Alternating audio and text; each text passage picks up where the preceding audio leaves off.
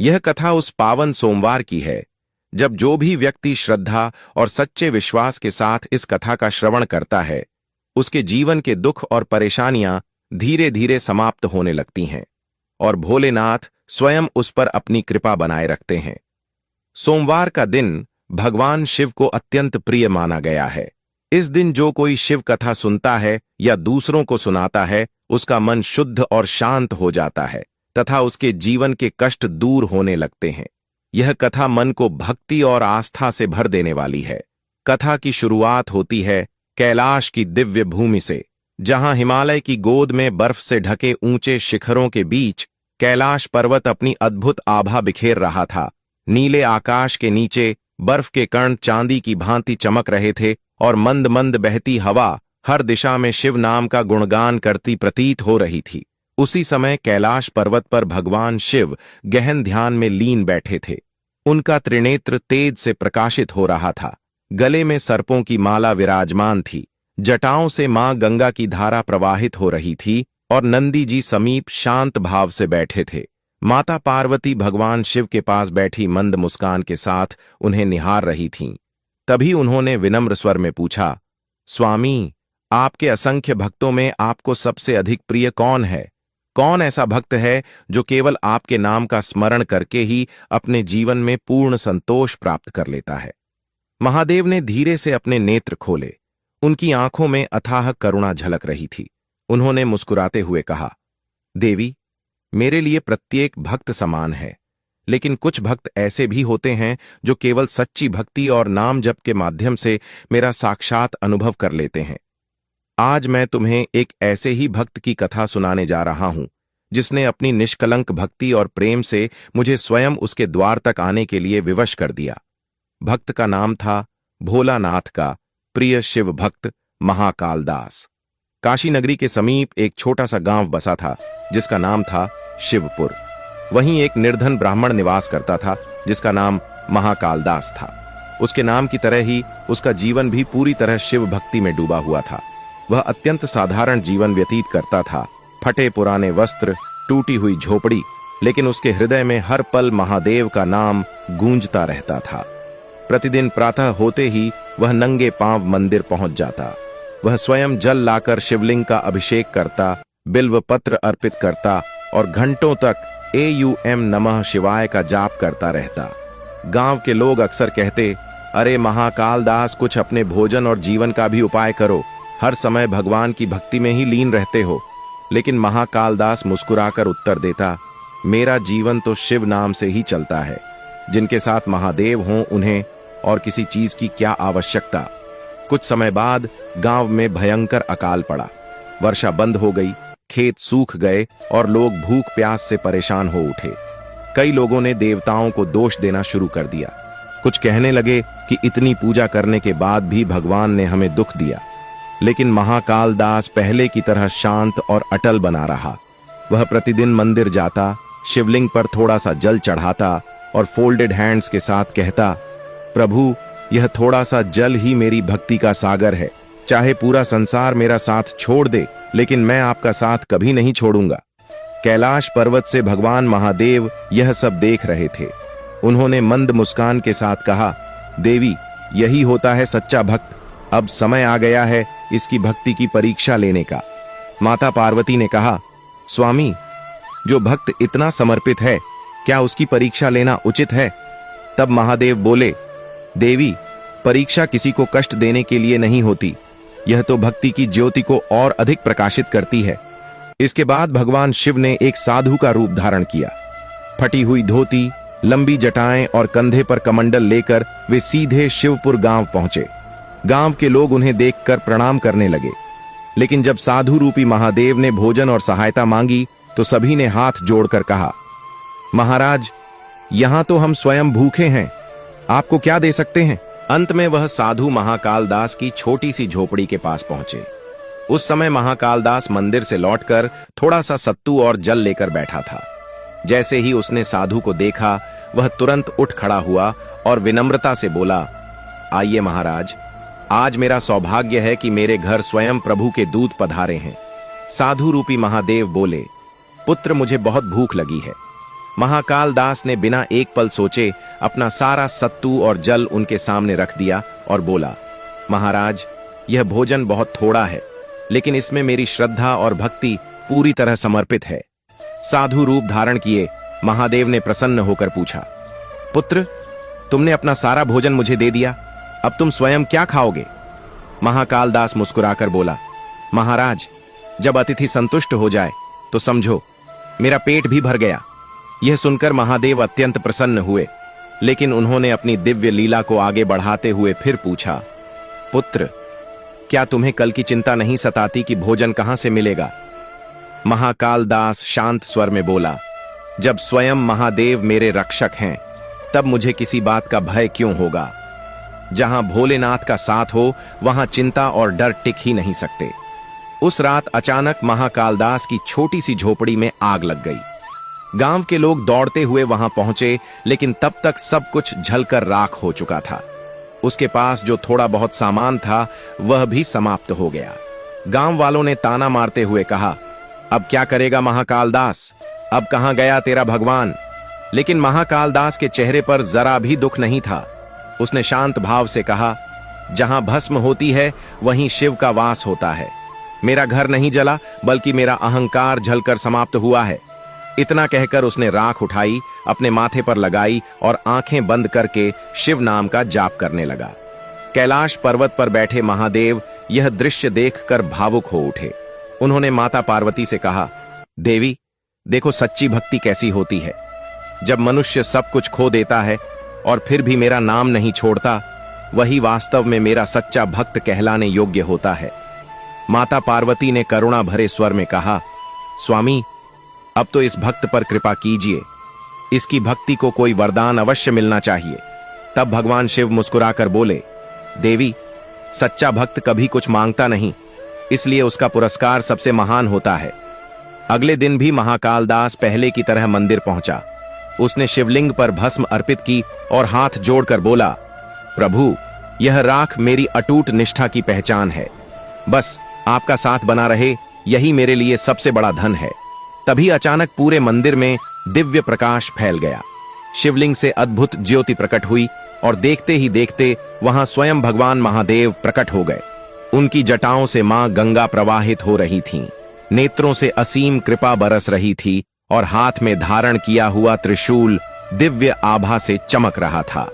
महादेव ने प्रेम पूर्वक कहा, महाकाल दास, मैं तुम्हारी भक्ति की परीक्षा लेने आया था। तुम्हारी अटल श्रद्धा और समर्पण ने मुझे भी तुम्हारे प्रेम में बांध लिया है। मांगो, तुम्हें क्या चाहिए? महाकाल दास तुरंत उनके चरणों में झुक गया और विनम्र स्वर में बोला, प्रभु, मुझे किसी धन या वैभव की इच्छा नहीं है। बस इतना आशीर्वाद दीजिए कि जीवन भर मेरे हृदय में आपका नाम गूंजता रहे और कभी अभिमान मेरे मन में प्रवेश ना करे। भगवान शिव मुस्कुराए और बोले, तथास्तु। उसी क्षण महाकाल दास की जली हुई झोपड़ी फिर से प्रकट हुई और दिव्य प्रकाश से चमकने लगी। गांव के सभी लोग यह चमत्कार देखकर आश्चर्य में पड़ गए। उस दिन के बाद शिवपुर गांव में तेज वर्षा हुई। सूखे खेत फिर से हरे भरे हो गए और लोगों के घरों में अन्न भर गया। तब सभी को यह समझ आ गया कि सच्ची श्रद्धा और निष्काम भक्ति में ही सबसे बड़ी शक्ति छिपी होती है। गांव के लोग अब महाकाल दास के पास आने लगे। सभी उसके चरण स्पर्श कर आशीर्वाद लेने लगे, लेकिन महाकाल दास के मन में जरा सा भी अभिमान नहीं आया। वह पहले की तरह ही सरल और विनम्र बना रहा। वही जल से अभिषेक, वही बिल्वपत्र अर्पण और वही निरंतर एयूएम नमः शिवाय का जाप उसके जीवन का आधार बना रहा। कैलाश पर्वत पर देवताओं ने भगवान महादेव से पूछा, प्रभु, पृथ्वी पर ऐसे सच्चे भक्त कितने हैं?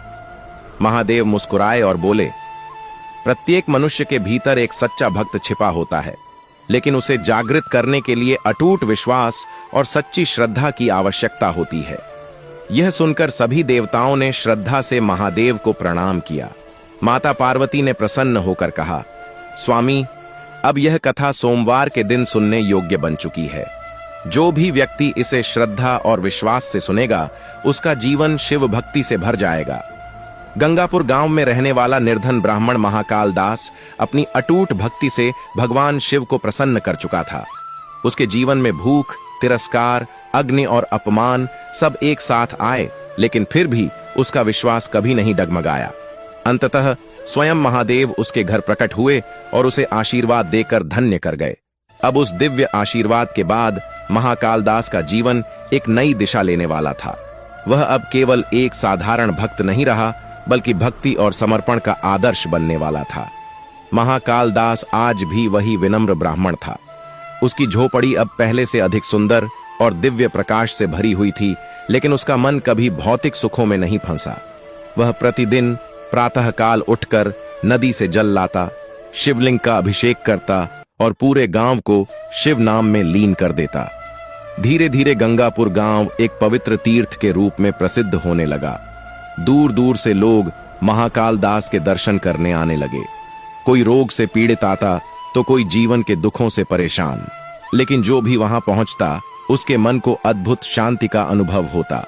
एक दिन वहां एक धनी व्यापारी पहुंचा जिसका नाम था माधव सेठ। उसके पास अपार धन संपत्ति थी, लेकिन मन में शांति बिल्कुल नहीं थी। उसने महाकाल दास से पूछा, ब्राह्मण देव, आपने यह सच्चा आनंद कैसे प्राप्त किया? मेरे पास सब कुछ होते हुए भी मन बेचैन रहता है। महाकाल दास मुस्कुराकर बोला, सेठ जी, सच्चा सुख धन इकट्ठा करने से नहीं, बल्कि त्याग और सेवा से मिलता है। जब मनुष्य अपने भीतर के स्वार्थ का त्याग कर देता है, तभी उसे वास्तविक शांति प्राप्त होती है। महाकाल दास के ये वचन सीधे माधव सेठ के हृदय को छू गए।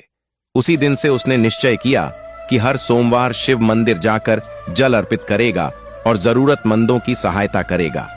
उधर कैलाश पर्वत पर भगवान महादेव और माता पार्वती विराजमान थे। नंदी जी समीप खड़े थे और गंधर्व मंडली मधुर स्वर में शिव नाम का गुणगान कर रही थी। माता पार्वती मुस्कुराते हुए बोली, स्वामी, आपका भक्त महाकाल दास अब तो असंख्य लोगों के लिए मार्गदर्शक बन चुका है। महादेव मुस्कुराकर बोले, देवी, सच्चा भक्त वही होता है जो स्वयं प्रकाश बनकर दूसरों के जीवन में भी उजाला फैलाए। अब समय आ गया है कि मैं अपने प्रिय भक्त महाकाल दास को अपने धाम में बुलाऊं। नंदी जी ने विनम्र स्वर में पूछा, प्रभु, क्या कोई मनुष्य अपने शरीर सहित कैलाश धाम तक पहुंच सकता है? तब महादेव बोले, जब भक्ति पूर्ण हो जाती है तब देह का बंधन भी समाप्त हो जाता है। सच्ची श्रद्धा आत्मा को सीधे मेरे चरणों तक पहुंचा देती है। उस रात महाकाल दास मंदिर में ध्यान मग्न बैठा था। दीपक की लौ शांत वातावरण में झिलमिला रही थी और एयूएम नमः शिवाय की पवित्र ध्वनि चारों ओर गूंज रही थी। तभी अचानक मंदिर दिव्य प्रकाश से भर उठा। महाकाल दास ने नेत्र खोले तो सामने स्वयं नंदी देव खड़े थे। नंदी जी बोले, हे श्रेष्ठ भक्त महाकाल दास, स्वयं महादेव ने तुम्हें कैलाश आने का निमंत्रण दिया है। यह शिव की आज्ञा है। कल ब्रह्म मुहूर्त में हिमालय की ओर प्रस्थान करना।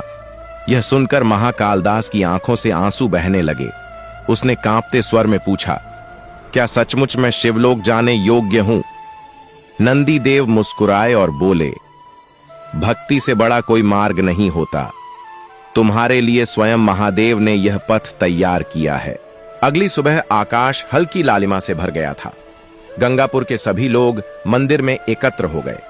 महाकाल दास ने सबकी ओर देखकर कहा, भाइयों और बहनों, मैं अपने आराध्य की आज्ञा से यात्रा पर निकल रहा हूं। यह केवल शरीर की यात्रा नहीं, बल्कि आत्मा की यात्रा है। यह सुनकर गांव के लोग भावुक हो उठे। कई महिलाएं रोते हुए बोलीं, बाबा, हमें छोड़कर मत जाइए।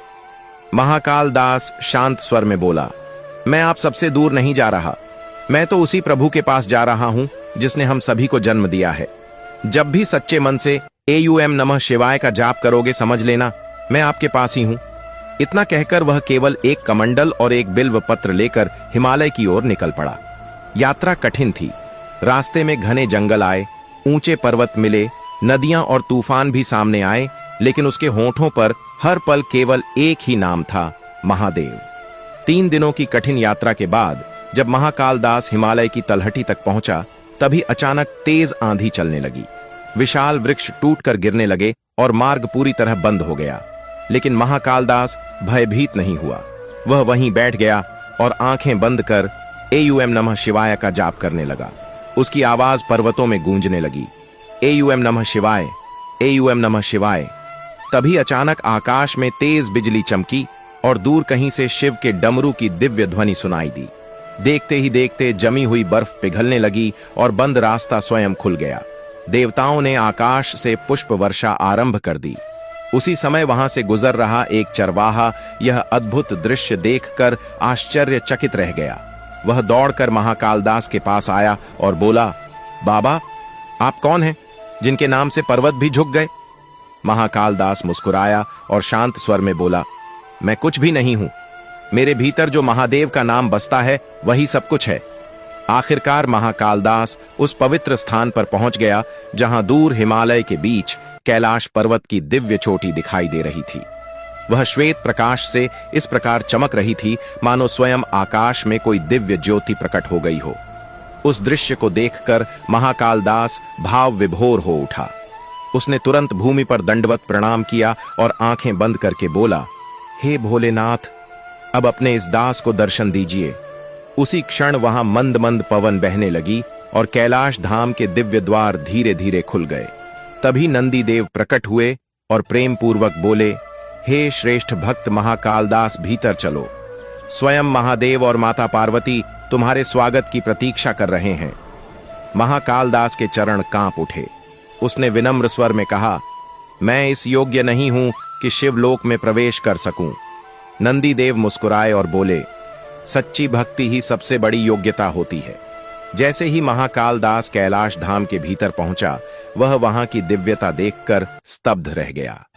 चारों ओर मंदाकिनी की निर्मल धारा बह रही थी। पारिजात के वृक्षों से अद्भुत सुगंध फैल रही थी। गंधर्व मधुर स्वर में शिव भजन गा रहे थे और अप्सराएं आनंद पूर्वक नृत्य कर रही थीं। वहां मध्य में स्वयं भगवान महादेव अपने दिव्य सिंहासन पर विराजमान थे और माता पार्वती उनके समीप शोभायमान थीं। महाकालदास तुरंत उनके चरणों में गिर पड़ा और कांपते स्वर में बोला, प्रभु, मैं एक साधारण और त्रुटियों से भरा मनुष्य हूं, फिर भी आपके चरणों तक पहुंच गया। भगवान शिव मुस्कुराए और बोले, पुत्र, जब मनुष्य अपने भीतर का अहंकार छोड़कर स्वयं को छोटा मान लेता है, तभी वह वास्तव में पवित्र बनता है। तुम्हारी निष्काम भक्ति ने तीनों लोकों को प्रकाशित कर दिया है। अब तुम्हारा स्थान मेरे समीप है। माता पार्वती ने स्नेहपूर्वक उसके माथे पर हाथ रखा और कहा, भक्त महाकालदास, तुम्हारी भक्ति के कारण अब पृथ्वी पर प्रत्येक सोमवार को इस कथा का श्रवण शुभ माना जाएगा। जो भी व्यक्ति श्रद्धा से इस कथा को सुनेगा, उसके मन में भी सच्ची भक्ति जागृत होगी। उसी समय वहां ब्रह्मा जी, भगवान विष्णु, देवराज इंद्र और देवर्षि नारद सहित अनेक देवता उपस्थित हुए। नारद जी वीणा बजाते हुए बोले, नमो नमः शंभो। यह अत्यंत अद्भुत घटना है। पहली बार कोई भक्त अपने शरीर सहित कैलाश धाम तक पहुंचा है। महादेव बोले, जब भक्ति पूर्ण और निष्कपट हो जाती है, तब संसार का कोई नियम उसे रोक नहीं सकता। फिर भगवान शिव ने महाकालदास से कहा, पुत्र, अब तुम्हारे पास दो मार्ग हैं। तुम चाहो तो कैलाश में मेरे समीप निवास कर सकते हो, या फिर पृथ्वी पर लौटकर लोगों को भक्ति का मार्ग दिखा सकते हो। महाकालदास ने हाथ जोड़कर विनम्रता से कहा, प्रभु, मैं पुनः पृथ्वी पर जाना चाहता हूं, ताकि अधिक से अधिक लोग आपके नाम का महत्व समझ सकें और भक्ति का अमृत प्राप्त कर सकें। भगवान शिव मुस्कुराए और बोले, तथास्तु, जाओ, और जहां भी तुम रहोगे वहां सोमवार का दिन शिव कृपा का प्रतीक बन जाएगा। इसके बाद महाकालदास पुनः गंगापुर गांव लौट आया। गांव वालों ने जब उसे देखा तो उनके हर्ष का ठिकाना नहीं रहा। उसके मुख पर अद्भुत तेज चमक रहा था और उसकी आंखों में दिव्य प्रकाश झलक रहा था। अब वह केवल एक साधारण मनुष्य नहीं रहा था, बल्कि शिव कृपा का संदेशवाहक बन चुका था। उसने गांव वालों से कहा, भाइयों, सोमवार का दिन केवल व्रत रखने या पूजा करने का नहीं, बल्कि शिव कथा सुनने और शिव नाम में डूबने का दिन है। जो व्यक्ति सच्चे मन से शिव कथा का श्रवण करता है, उसके जीवन में कभी अज्ञान और अंधकार नहीं रहता। महाकालदास के वचनों का प्रभाव धीरे धीरे पूरे गंगापुर में फैलने लगा। लोगों ने उसके उपदेशों को अपने जीवन में उतारना शुरू कर दिया। अब प्रत्येक सोमवार गांव में शिव कथा का आयोजन होने लगा। जहां पहले झगड़े और अशांति का वातावरण था, वहां अब भक्ति और प्रेम का वास होने लगा। जिन घरों में पहले अभाव और दुख थे, वहां अब संतोष और श्रद्धा दिखाई देने लगी। एक दिन जब महाकालदास गांव वालों को शिव कथा सुना रहा था, तभी अचानक आकाश से पुष्पों की वर्षा होने लगी। सभी लोग आश्चर्य से ऊपर देखने लगे। उसी क्षण दिव्य प्रकाश प्रकट हुआ और उसमें स्वयं भगवान महादेव तथा माता पार्वती दिखाई दिए। महादेव ने मधुर स्वर में कहा, हे भक्तों, जो भी व्यक्ति सोमवार के दिन श्रद्धा और विश्वास के साथ इस कथा का श्रवण करेगा, उसे वही कृपा प्राप्त होगी जो हमारे प्रिय भक्त महाकाल दास को प्राप्त हुई थी। याद रखो, भक्ति से बड़ी कोई संपत्ति नहीं होती। उस दिव्य घटना के बाद से सोमवार के दिन शिव कथा सुनने और सुनाने की परंपरा दूर दूर तक फैल गई। समय बीतता गया और गंगापुर गांव पूरी तरह शिवमय वातावरण में बदल गया। अब हर सोमवार शिव मंदिर में भक्तों की भीड़ उमड़ने लगी। दूर दूर से लोग कथा सुनने आते और पूरा वातावरण एयूएम नमः शिवाय की ध्वनि से गूंज उठता। जहां पहले गरीबी और दुख था, वहां अब सुख और समृद्धि आने लगी। जहां पहले कलह थी, वहां प्रेम और भाईचारा दिखाई देने लगा। लेकिन जैसे जैसे महाकाल दास की प्रसिद्धि बढ़ने लगी, वैसे वैसे कुछ लोगों के मन में ईर्ष्या भी जन्म लेने लगी। कुछ पंडित और व्यापारी आपस में कहने लगे, यह साधारण ब्राह्मण अब सबका गुरु बन बैठा है। लोग इसकी इतनी प्रशंसा करते हैं कि हमें भूलते जा रहे हैं।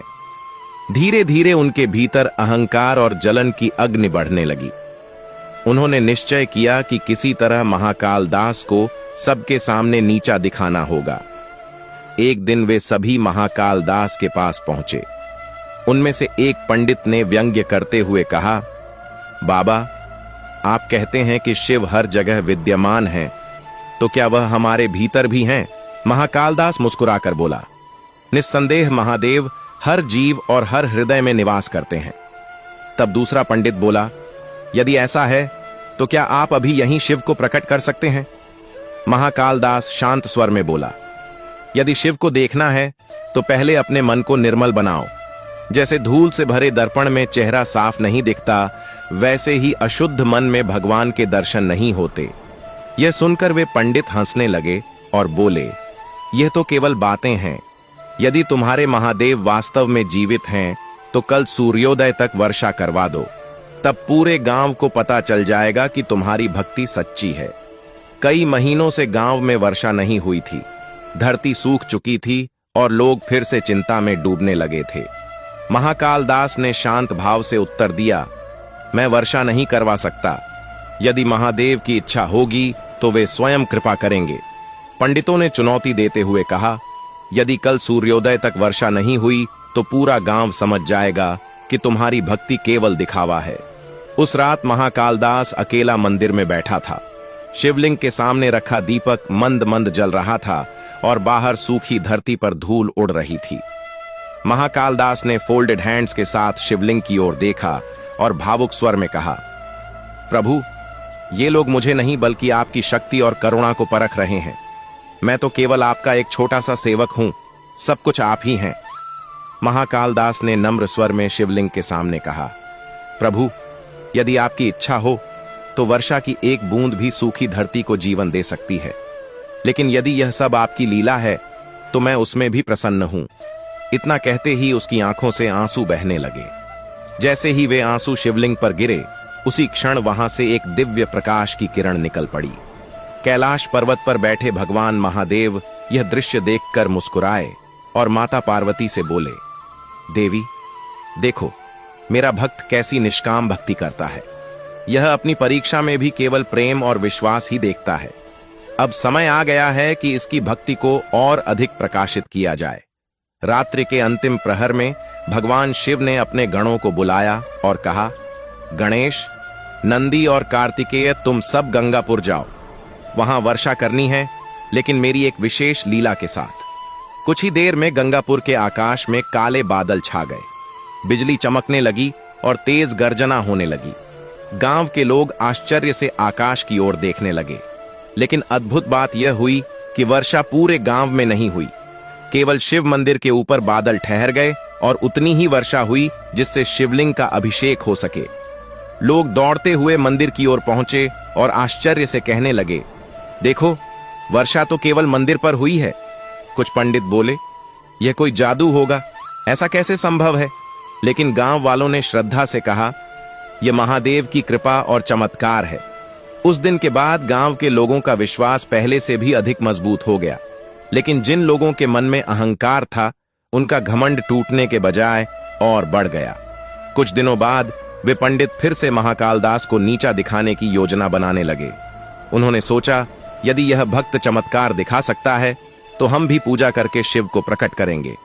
वे सब मंदिर पहुंचे, मंत्रोच्चार करने लगे, यज्ञ किया और ऊंचे स्वर में बोले, हे शिव, यदि आप वास्तव में यहां हैं तो अभी प्रकट होकर दिखाइए।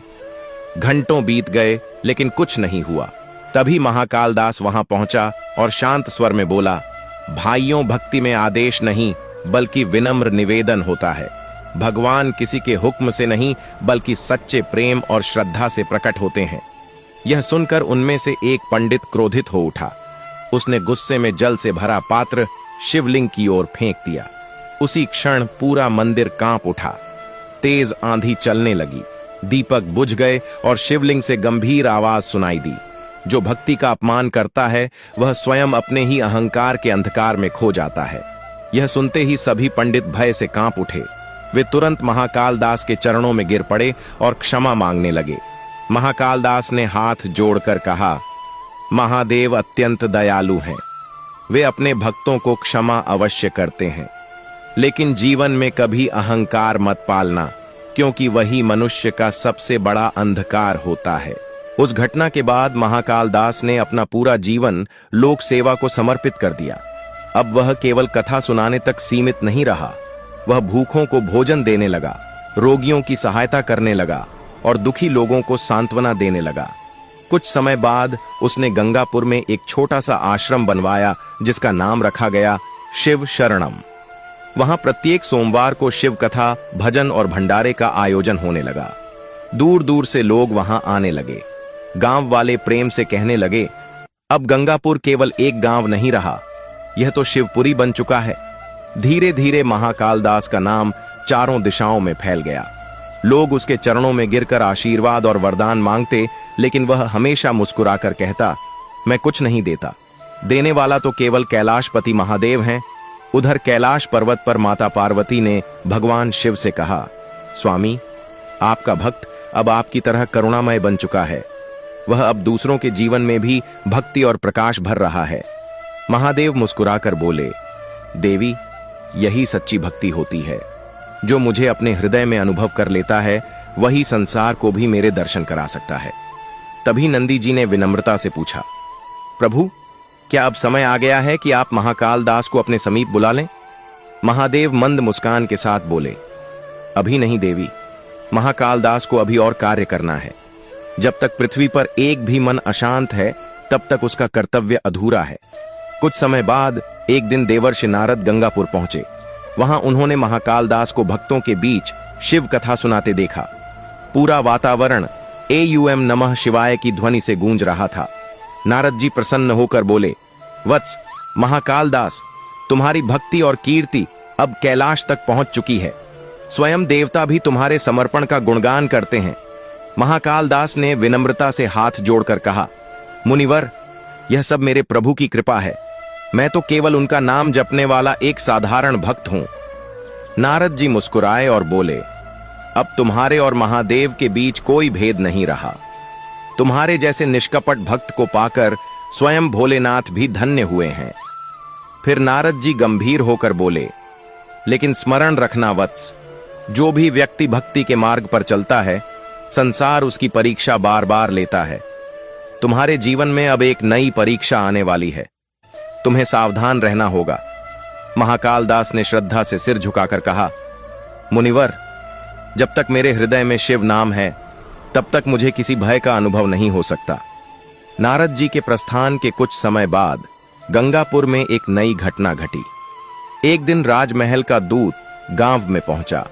उसने ऊंचे स्वर में कहा, महाराज भीमसेन ने महाकाल दास को राजधानी में बुलाया है। उन्होंने सुना है कि तुम्हारी भक्ति से वर्षा होती है। यदि तुम सच्चे शिव भक्त हो तो हमारे राज्य में पड़े सूखे को दूर करो। महाकाल दास शांत भाव से मुस्कुराया और बोला, राजा से कहना मैं भगवान नहीं हूं, केवल उनका भक्त हूं, लेकिन मैं अवश्य आऊंगा ताकि लोगों तक भक्ति का संदेश पहुंचा सकूं। यह सुनकर गांव वाले चिंतित हो उठे। उन्होंने कहा, बाबा राजा भीमसेन अत्यंत क्रोधी और अहंकारी है। यदि उसकी इच्छा पूरी ना हुई तो वह आपको दंड दे सकता है। महाकाल दास ने शांत स्वर में उत्तर दिया, जिसे महादेव का नाम सहारा देता हो उसका कोई राजा क्या बिगाड़ सकता है। यह बुलावा राजा का नहीं बल्कि स्वयं शिव की लीला का संकेत है। अगली सुबह गंगापुर का वातावरण कुछ अलग ही प्रतीत हो रहा था। सूर्य की पहली किरण मंदिर के शिखर पर चमक रही थी। महाकाल दास अपने छोटे से कमंडल, एक बिल्व पत्र और रुद्राक्ष की माला के साथ यात्रा के लिए तैयार खड़ा था। गांव वालों की आंखों में आंसू थे। सभी कह रहे थे, बाबा मत जाइए, राजा भीमसेन बहुत अभिमानी है, वह देवताओं तक का अपमान कर देता है। महाकाल दास ने प्रेम पूर्वक कहा, भय मत करो, जिसे शिव नाम का सहारा हो उसे किसी संसारिक शक्ति से डरने की आवश्यकता नहीं होती। मुझे कोई राजा नहीं बुला रहा, यह सब स्वयं महादेव की इच्छा है। इतना कहकर उसने मंदिर में प्रवेश किया। शिवलिंग के सामने दीपक जलाया और हाथ जोड़कर बोला, प्रभु, जो कुछ भी होगा वह आपकी इच्छा से ही होगा। इसके बाद वह नंगे पांव राजधानी की ओर चल पड़ा। 3 दिनों की कठिन यात्रा के बाद महाकाल दास विशाल राजधानी वैरागढ़ पहुंचा। वहां के ऊंचे महल, विशाल द्वार और चौड़ी सड़कों पर घूमते सैनिक उस राज्य के वैभव को दर्शा रहे थे। चारों ओर ऐश्वर्य और विलासिता दिखाई दे रही थी, लेकिन लोगों के चेहरों पर शांति नहीं थी। महाकाल दास का साधारण वेश देखकर राजधानी के लोग उसका उपहास करने लगे। कोई कहता, अरे यह कैसा साधु है, यह तो किसी भिखारी जैसा दिखाई देता है। लेकिन महाकाल दास बिना किसी की बात पर ध्यान दिए शांत भाव से राजमहल की ओर बढ़ता रहा। जब वह महल के विशाल द्वार तक पहुंचा तो सैनिकों ने उसे रोक लिया और कठोर स्वर में पूछा, कहां जा रहे हो साधु? महाकाल दास ने विनम्रता से उत्तर दिया, मैं महाराज भीमसेन से मिलने आया हूं। यह सुनते ही सैनिक हंस पड़े। उनमें से एक, हमारे महाराज से मिलने आया है, तेरे जैसे साधु को तो महल के द्वार पर खड़े रहने की भी अनुमति नहीं मिलेगी। उसी समय गंगापुर से आया राजदूत वहां पहुंच गया। उसने सैनिकों से कहा, यही वह शिव भक्त है जिसे महाराज ने स्वयं बुलवाया, इसे भीतर जाने दो। कुछ ही देर बाद महाकाल दास को राज दरबार में ले जाया गया। राजा भीमसेन अपने भव्य सिंहासन पर बैठा था। उसके सिर पर स्वर्ण मुकुट चमक रहा था, शरीर पर बहुमूल्य वस्त्र थे और दरबार के चारों ओर रत्नों से सजे स्तंभ जगमगा रहे थे। लेकिन उसके चेहरे पर अहंकार स्पष्ट दिखाई दे रहा था। राजा ने व्यंग्य भरे स्वर में कहा, तो तुम वही साधु हो जिसके बारे में लोग कहते हैं कि तुम्हारी भक्ति से वर्षा होती है। क्या तुम स्वयं को कोई देवता समझते हो? महाकाल दास ने शांत स्वर में सिर झुकाकर कहा, महाराज, मैं कुछ भी नहीं हूं। जो कुछ है वह केवल महादेव की कृपा है। राजा जोर से हंस पड़ा और बोला, अच्छा, यदि तुम्हारे शिव सचमुच इतने शक्तिशाली हैं तो कल सूर्योदय तक मेरे राज्य में वर्षा होनी चाहिए। हमारे खेत सूख चुके हैं। यदि वर्षा नहीं हुई तो तुम्हें झूठा सिद्ध करके कठोर दंड दिया जाएगा। महाकाल दास ने विनम्रता से कहा, महाराज, मैं वर्षा कराने वाला नहीं हूं। जो कुछ भी होगा वह केवल प्रभु की इच्छा से होगा। राजा ने कठोर स्वर में कहा, ठीक है, कल सूर्योदय तक सब स्पष्ट हो जाएगा। उस रात महाकाल दास राजमहल के बाहर एक विशाल वृक्ष के नीचे बैठ गया। राजधानी के लोग उसे देखने के लिए वहां इकट्ठा होने लगे। कोई कहता, देखना, कल तक वर्षा नहीं हुई तो यह साधु दंडित होगा। कोई दूसरा कहता, शायद सच में इसमें कोई दिव्य शक्ति हो। लेकिन महाकाल दास पूरी तरह शांत था। उसने आंखें बंद की और धीरे धीरे शिव नाम का जाप करने लगा। एयूएम नमः शिवाय, एयूएम नमः शिवाय। रात गहराती चली गई। आकाश पूरी तरह साफ था, कहीं बादलों का नामो निशान नहीं था। सूखी और गर्म हवा बह रही थी, लेकिन महाकाल दास के चेहरे पर चिंता का कोई चिन्ह नहीं था। उसने मन ही मन कहा, प्रभु, यह आपकी नहीं बल्कि मेरी आस्था की परीक्षा है। चाहे परिस्थितियां कैसी भी हों, मेरा विश्वास कभी नहीं डगमगाएगा। उधर कैलाश पर्वत पर माता पार्वती ने भगवान महादेव से कहा, स्वामी, आपका भक्त संकट में है, क्या आप उसकी सहायता नहीं करेंगे? महादेव मुस्कुराए और विश्वास अटल हो जाता है, तब स्वयं प्रकृति भी उसके विश्वास के आगे झुक जाती है। महादेव मंद मुस्कान के साथ बोले, देवी, अभी थोड़ा और देखो। मेरे भक्त की भक्ति अग्नि में तपते स्वर्ण की तरह और अधिक पवित्र हो रही है। नंदी जी ने विनम्र स्वर में कहा, प्रभु, राजा भीमसेन का अहंकार तो अब अपनी सीमा पार कर चुका है। भगवान शिव बोले, अहंकार का अंत केवल विनम्रता से होता है और कल वह स्वयं इस सत्य को देखेगा। धीरे धीरे रात्रि समाप्त हुई और प्रभात का समय आ गया। राजधानी के लोग महल के बाहर एकत्र होने लगे। सभी की निगाहें आकाश पर थी। राजा भीमसेन अपने सैनिकों और मंत्रियों के साथ दरबार के प्रांगण में पहुंचा। उसने ऊंचे स्वर में कहा, कहां है तुम्हारी वर्षा? देखो, आकाश बिल्कुल साफ है, लेकिन महाकाल दास पहले की तरह शांत बैठा है। उसने आंखें बंद की और धीमे स्वर में महामृत्युंजय मंत्र का जाप करने लगा। एयूएम त्र्यंबकम यजामहे सुगंधिम पुष्टिवर्धनम। जैसे ही उसके मुख से मंत्रों की ध्वनि निकली, अचानक वातावरण बदलने लगा। तेज हवा चलने लगी। दूर आकाश में काले बादल उमड़ने लगे। धीरे धीरे बादलों की गर्जना सुनाई देने लगी। बिजली चमकी और वर्षा की पहली बूंद सूखी धरती पर गिरी। कुछ ही क्षणों में मूसलाधार वर्षा शुरू हो गई। सूखी धरती मानो फिर से जीवित हो उठी। लोग आश्चर्य और आनंद से भर गए। चारों ओर एक ही जय घोष गूंजने लगा, हर हर महादेव, हर हर महादेव। राजा भीमसेन यह दृश्य देखकर स्तब्ध हो गया। उसका अभिमान पूरी तरह टूट चुका था। वह तुरंत अपने सिंहासन से उतरकर महाकाल दास के चरणों में गिर पड़ा। कांपते स्वर में उसने कहा, बाबा, मुझे क्षमा कर दीजिए। मैंने आपकी भक्ति पर संदेह किया। आप सच्चे शिव भक्त हैं और मैं अपने अहंकार में अंधा हो गया। महाकाल दास ने उसे उठाते हुए कहा, महाराज, ये सब मैंने नहीं, बल्कि स्वयं महादेव ने किया है। आपने मुझे नहीं, बल्कि अपने ईश्वर को परखा था। राजा की आंखों से पश्चाताप के आंसू बहने लगे। उसने हाथ जोड़कर घोषणा की, आज से मेरे पूरे राज्य में प्रत्येक सोमवार को शिव कथा का आयोजन होगा। यह दिन भक्ति, व्रत और सेवा का दिन माना जाएगा। उधर कैलाश पर्वत पर सभी देवता अत्यंत प्रसन्न थे। नंदी जी बोले, प्रभु, आपके भक्त ने फिर से पृथ्वी को भक्ति से सींच दिया है। भगवान शिव मुस्कुराए और बोले, सच्ची भक्ति वही होती है जो सबसे बड़े अहंकार को भी झुका दे। अब गंगापुर से लेकर बैरागढ़ तक प्रत्येक सोमवार को शिव कथा का उत्सव मनाया जाएगा। माता पार्वती मुस्कुराकर बोली, स्वामी, अब पृथ्वी के असंख्य भक्त महाकाल दास की कथा सुनकर आपको स्मरण करेंगे। महादेव बोले, यही मेरी लीला थी देवी। जहां विश्वास और सच्ची भक्ति एक साथ होंगे, वहां मैं स्वयं उपस्थित रहूंगा। कुछ समय बाद राजा भीमसेन ने राजधानी में एक विशाल शिव मंदिर का निर्माण करवाया और महाकाल दास को वहां का प्रधान पुजारी बना दिया। अब प्रत्येक सोमवार वहां भव्य शिव कथा होती, भजन गाए जाते, अन्नदान किया जाता और हजारों लोग शिव नाम में लीन हो जाते। राजा भीमसेन का स्वभाव भी पूरी तरह बदल चुका। अब वह अहंकारी नहीं, बल्कि न्यायप्रिय और दयालु शासक बन गया। लेकिन महाकाल दास आज भी पहले की तरह सरल और विनम्र बना। वह राजमहलों की भव्यता से दूर मंदिर के प्रांगण में एक साधारण आसन पर बैठता और सभी से कहता, भक्ति का वास्तविक सौंदर्य सादगी और समर्पण में ही छिपा होता है। कैलाश पर्वत से उस रात एक अद्भुत दिव्य आशीर्वाद निकल रहा था। महाकाल दास गहन ध्यान में लीन बैठा था। मंदिर में दीपक की लौ शांत रूप से जल रही थी और वातावरण में ओम नमः शिवाय की मधुर ध्वनि गूंज रही थी। तभी अचानक उसके सामने तेज प्रकाश फैल गया और उस दिव्य ज्योति के मध्य स्वयं भगवान महादेव प्रकट हुए।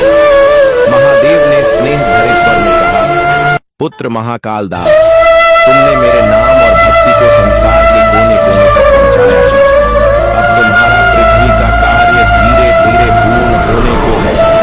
महाकाल दास ने विनम्रता से हाथ जोड़कर कहा, प्रभु, जब तक इस संसार में एक भी ऐसा जीव है जो आपके नाम से अनजान है, तब तक मुझे विश्राम नहीं चाहिए।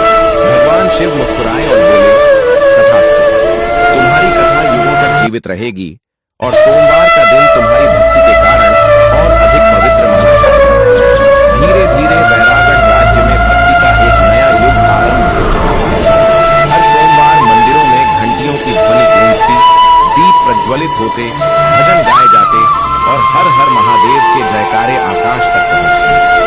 जिस साधु का कभी लोगों ने उपहास किया था, वही अब पूरे राज्य का आध्यात्मिक पथ प्रदर्शक बन चुका था।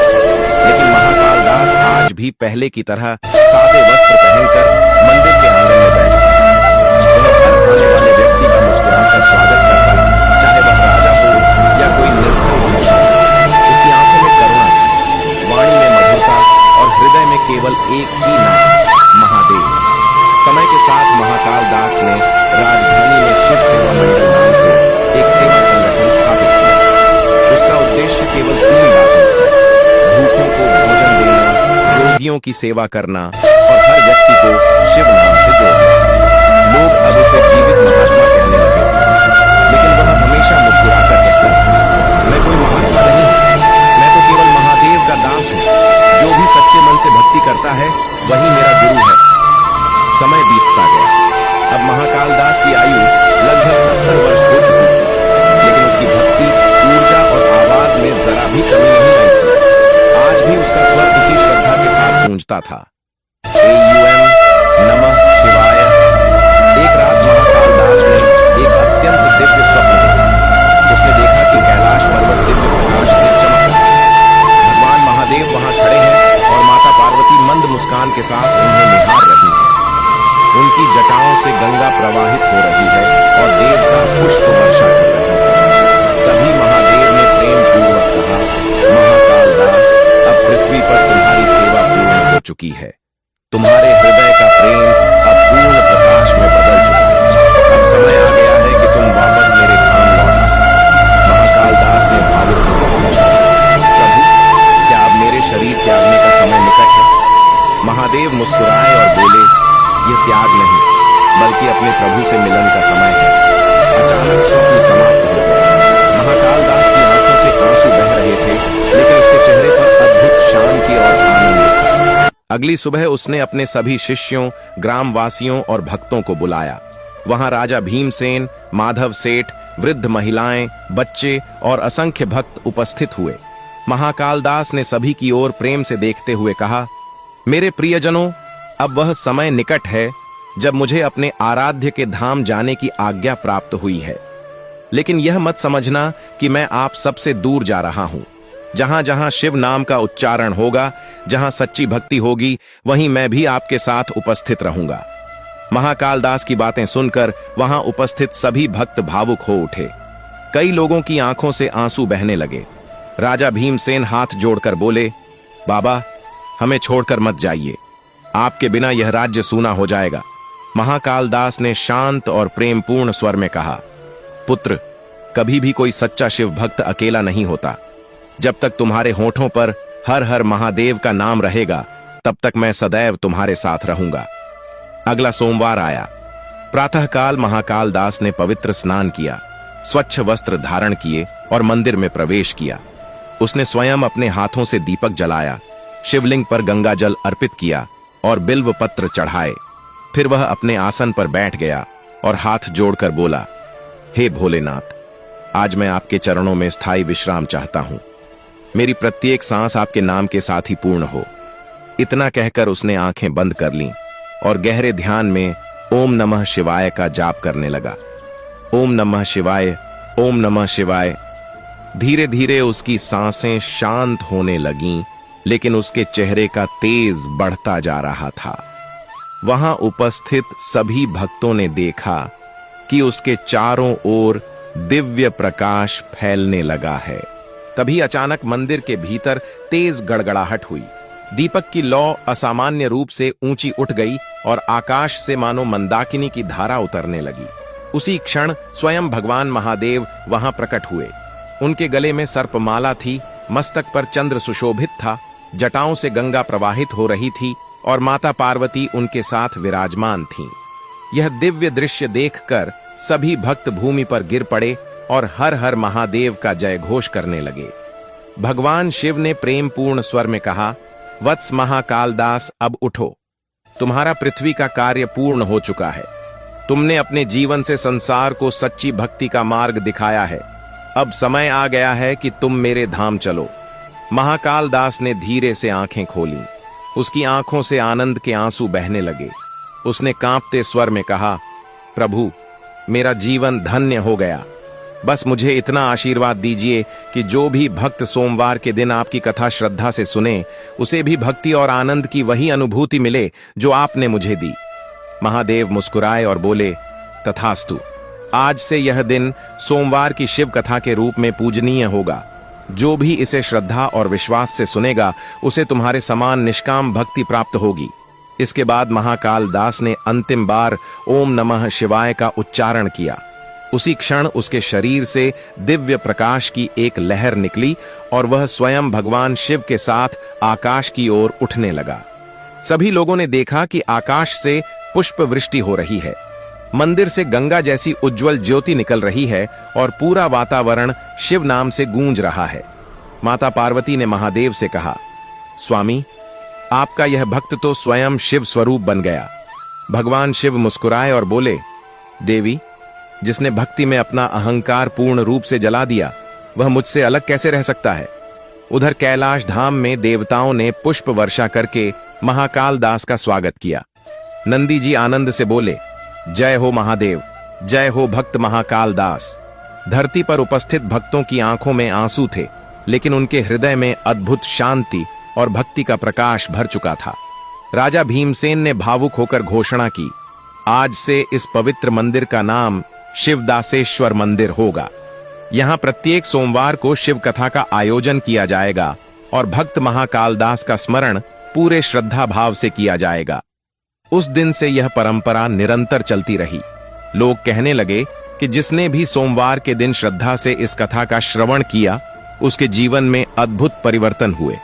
किसी के घर में सुख आया, किसी के रोग दूर हुए और किसी के मन को शांति प्राप्त हुई। महाकाल दास ने जो भक्ति का दीप जलाया था, वह समय के साथ कभी बुझा नहीं। आज भी वह दीप हर शिव मंदिर में जलता है, कहीं दीपक की लौ के रूप में तो कहीं किसी सच्चे भक्त के हृदय में। उधर कैलाश धाम में महाकाल दास अब भगवान महादेव के समीप निवास करने लगा। कभी वह गंधर्वों के मधुर भजन सुनता, कभी पृथ्वी पर अपने प्रभु का नाम लेने वाले भक्तों की पुकारें सुनता। जब भी कोई भक्त सच्चे मन से हर हर महादेव का जय घोष करता, महाकाल दास मुस्कुराकर महादेव से कहता, प्रभु देखिए, एक और आत्मा आपके नाम से जाग उठी। भगवान शिव प्रसन्न होकर कहते, मेरे प्रिय भक्त, तुम्हारी कथा अनंत होगी। हर युग में और प्रत्येक सोमवार को भक्त तुम्हारा स्मरण करते रहेंगे। और इस प्रकार यह कथा केवल महाकाल दास की कथा बनकर नहीं रह गई, बल्कि यह विश्वास, भक्ति और विनम्रता की अमर यात्रा बन गई। यह किसी राजा या महान राशि की कथा नहीं थी, बल्कि एक साधारण मनुष्य की कहानी थी, जिसने केवल शिव नाम को ही अपना जीवन बना लिया। जो भी व्यक्ति सोमवार के दिन श्रद्धा और विश्वास के साथ भगवान महादेव और भक्त महाकाल दास की इस पवित्र कथा का श्रवण करता है, उसके जीवन से भय, रोग और दरिद्रता धीरे धीरे दूर होने लगते हैं। उसके घर में सुख, शांति, प्रेम और समृद्धि का वास होता है तथा स्वयं महादेव उसकी रक्षा करते हैं। समय बीतता गया। महाकाल दास के कैलाश गमन को अब 100 वर्ष से अधिक हो चुके थे, लेकिन वैरागढ़ राज्य आज भी भक्ति और समृद्धि का केंद्र बना हुआ था। हर सोमवार मंदिरों में कथा होती, भक्त उपवास रखते और हर हर महादेव की ध्वनि चारों दिशाओं में गूंजती रहती। राजा भीमसेन के वंशज भी उसी परंपरा को श्रद्धा से निभा रहे थे। शिवदासेश्वर मंदिर अब एक महान तीर्थ बन चुका था। दूर दूर से लोग वहां दर्शन करने आते। कोई माला लेकर आता, कोई जल से अभिषेक करता और कोई केवल आंखें बंद करके महादेव का नाम लेकर ही भाव विभोर हो जाता। लेकिन समय के साथ कुछ लोगों के मन में भक्ति की जगह दिखावा आने लगा। मंदिर के कुछ सेवक अब सेवा से अधिक दान और प्रसिद्धि को महत्व देने लगे। कथा श्रद्धा से कम और केवल परंपरा निभाने के लिए अधिक सुनाई जाने लगी। इसी वैरागढ़ राज्य के समीप एक छोटा सा गांव था, मुक्तिनगर। वहीं एक गरीब युवक रहता था जिसका नाम था भोला। बचपन में ही उसके माता पिता का देहांत हो गया था। वह दिन भर जंगल से लकड़ियां काटकर अपना जीवन चलाता और रात को चुपचाप शिव मंदिर जाकर दीपक जलाया करता था। भोला को किसी ने कभी विशेष रूप से भक्ति का मार्ग नहीं सिखाया था। वह बस इतना जानता था कि जब भी वह मंदिर में बैठता है तो उसके मन को एक अनोखी शांति मिलती है। हर सोमवार वह कई कोस पैदल चलकर वैरागढ़ के शिवदासेश्वर मंदिर पहुंचता और चुपचाप शिवलिंग के सामने बैठ जाता। वहां घंटों तक बिना कुछ बोले महादेव को निहारता रहता। एक दिन उसने मंदिर के पुजारी से विनम्रता से पूछा, महाराज, यह कौन सी कथा है जो प्रत्येक सोमवार को सुनाई जाती है? पुजारी ने उत्तर दिया, पुत्र, यह भक्त महाकाल दास की पवित्र कथा है, जिन्होंने अपनी भक्ति से स्वयं महादेव को प्रसन्न कर लिया था। कहा जाता है कि जो भी श्रद्धा से इस कथा को सुनता है, उसके जीवन के पाप और दुख दूर होने लगते हैं। भोला ने मासूम भाव से कहा, तो मैं भी यह कथा अवश्य सुनूंगा। उस दिन के बाद से वह प्रत्येक सोमवार मंदिर आने लगा। कथा सुनते समय उसकी आंखों से अपने आप आंसू बहने लगते। मंदिर में आने वाले कई लोग कहने लगे, यह बालक साधारण नहीं है, इसके भीतर किसी दिव्य भक्ति की झलक दिखाई देती है। एक रात भोला ने एक अद्भुत स्वप्न देखा। उसने देखा कि मंदिर का शिवलिंग तेज प्रकाश से चमक रहा है और उसी प्रकाश से एक दिव्य संत प्रकट हो रहे हैं। वह संत और कोई नहीं बल्कि स्वयं भक्त महाकाल दास थे। महाकाल दास मुस्कुराकर बोले, पुत्र, भक्ति केवल शब्दों का उच्चारण नहीं होती, यह आत्मा का अनुभव होती है। तुम्हारे भीतर वही ज्योति जाग रही है जो कभी मेरे भीतर प्रज्वलित हुई थी। अब समय आ गया है कि तुम शिव नाम की लौ को फिर से प्रज्वलित करो। यह सुनते ही भोला घबराकर जाग गया, लेकिन उसका हृदय आनंद और भक्ति से भर चुका था। उसने उसी क्षण प्रण लिया कि अब अपना संपूर्ण जीवन शिव नाम और सेवा में समर्पित करेगा। कुछ समय बाद भोला ने जंगल के समीप एक छोटा सा आश्रम बना लिया। वह वहीं बैठकर ध्यान करता, भजन गाता और जो भी गरीब, दुखी या भूखा व्यक्ति वहां आता उसकी सेवा करता। धीरे धीरे उसकी भक्ति का प्रभाव चारों ओर फैलने लगा। लोग कहने लगे, यह बालक कम बोलता है, लेकिन जब शिव भजन गाता है तो ऐसा प्रतीत होता है मानो स्वयं महादेव उसके स्वर में बोल रहे हों। एक दिन वैरागढ़ के मंदिर के कुछ पुजारी उस जंगल की ओर पहुंचे। वहां उन्होंने दूर से भोला के भजन की ध्वनि सुनी, ओम नमः शिवाय, हर हर महादेव। उसकी आवाज इतनी मधुर और भावपूर्ण थी कि पूरा वातावरण शिवमय हो उठा। पुजारियों ने उसके पास पहुंचकर कहा, पुत्र, तुम अभी इतने छोटे हो, लेकिन तुम्हारी वाणी में इतनी पवित्रता कैसे है? तुम वास्तव में कौन हो? भोला ने सिर झुकाकर विनम्र स्वर में कहा, मैं किसी का नहीं हूं, मैं तो केवल शिव का हूं। लेकिन संसार में जहां भक्ति का प्रकाश फैलता है, वहां परीक्षा भी साथ आती है। धीरे धीरे भोला की प्रसिद्धि बढ़ने लगी। लोग दूर दूर से उसके दर्शन करने आने लगे। यह देखकर राजधानी के कुछ लोग उससे ईर्ष्या करने लगे। वे राजा के पास पहुंचे और बोले, महाराज, जंगल में एक युवक लोगों को अपने प्रभाव में ले रहा है। लोग उसे संत और चमत्कारी भक्त मानने लगे हैं। राजधानी के कुछ लोगों ने राजा से कहा, महाराज, अब पूरे राज्य में लोग उसी युवक भोला का नाम लेने लगे हैं। उसकी भक्ति की चर्चा चारों ओर फैल रही है। राजा ने गंभीर स्वर में कहा, उसे तुरंत हमारे दरबार में बुलाया जाए, हम भी देखें यह युवक कौन है। कुछ ही समय बाद भोला को राज दरबार में लाया गया। वह साधारण वस्त्रों में शांत भाव से खड़ा था। उसके चेहरे पर अद्भुत शांति दिखाई दे रही थी। राजा ने उससे पूछा, लोग कहते हैं कि तुम्हारे भजन सुनकर रोगी स्वस्थ हो जाते हैं और दुखी लोगों को शांति मिलती है, क्या यह सत्य है? भोला ने विनम्रता से सिर झुकाकर कहा, महाराज, यह सब मेरी शक्ति नहीं है, यह केवल महादेव के नाम का प्रभाव है। राजा हल्का सा हंस पड़ा और बोला, यदि ऐसा है तो कल सूर्योदय तक महल के बाग में सूखी पड़ी उस बेल को हरा भरा करके दिखाओ। भोला शांत स्वर में मुस्कुराया और बोला, मैं कुछ नहीं करूंगा राजन, यदि महादेव की इच्छा होगी तो वही सब करेंगे। उधर कैलाश पर्वत पर भगवान शिव और माता पार्वती यह सब देख रहे थे। माता पार्वती ने मुस्कुराकर पूछा, स्वामी, क्या आप फिर से कोई नई लीला रचने जा रहे हैं? भगवान शिव बोले, देवी, यह वही आत्मा है जिसने पहले महाकाल दास के रूप में जन्म लिया था। अब यह भोला बनकर फिर पृथ्वी पर आया है ताकि भक्ति की ज्योति बुझने ना पाए। नंदी जी ने आश्चर्य से पूछा, प्रभु, क्या इसका अर्थ है कि यह फिर से परीक्षा देगा? महादेव मुस्कुराए और बोले, हां नंदी, यह भक्ति की पुनर्जन्म कथा है। जो सच्ची भक्ति में जीता है वह कभी समाप्त नहीं होता। अगली सुबह पूरा राज दरबार महल के बाग में एकत्र हो गया। सभी की निगाहें उस सूखी बेल पर थीं। भोला धीरे धीरे उस बेल के पास गया। उसने आंखें बंद कीं और हाथ जोड़कर कहा, हे भोलेनाथ, यदि यह सब आपकी इच्छा से हो रहा है तो इस सूखे जीवन में फिर से प्राण भर दीजिए। इसके बाद उसने 3 बार एयूएम नमः शिवाय का जाप किया। अचानक वहां मंद हवा चलने लगी। सूखी बेल धीरे धीरे हिलने लगी और देखते ही देखते उसमें नई हरी पत्तियां निकल आईं। कुछ ही क्षणों में उस पर छोटे छोटे फूल भी खिल उठे। पूरा दरबार आश्चर्य से भर गया। लोगों ने पहली बार अपनी आंखों से ऐसा चमत्कार देखा था। राजा स्तब्ध रह गया। उसके मुख से अनायास निकल पड़ा, यह तो वही दिव्य चमत्कार है जो कभी महाकाल दास की भक्ति से हुआ था। भोला मुस्कुराया और शांत स्वर में बोला, राजन, महाकाल दास कहीं गए नहीं हैं। वह हर उस हृदय में जीवित हैं जहां सच्ची भक्ति बसती है। राजा की आंखें श्रद्धा से भर उठीं। उसने हाथ जोड़कर कहा, ऐसा लगता है मानो महादेव ने तुम्हारे माध्यम से फिर हमारे राज्य में भक्ति का प्रकाश भेजा है। उस दिन के बाद पूरे राज्य में फिर से शिव कथा और भक्ति का नया जागरण शुरू हो गया। प्रत्येक सोमवार लोग मंदिरों में एकत्र होते, शिव भजन गाते, अन्नदान करते और शिवलिंग पर जल अर्पित करते। भोला हमेशा एक ही बात कहता, भक्ति को कभी मत भूलना, क्योंकि वही महादेव तक पहुंचने का सबसे सरल मार्ग है। उधर कैलाश पर्वत पर भगवान शिव अत्यंत प्रसन्न थे। उन्होंने माता पार्वती से कहा, देवी, मेरी कथा कभी समाप्त नहीं होती।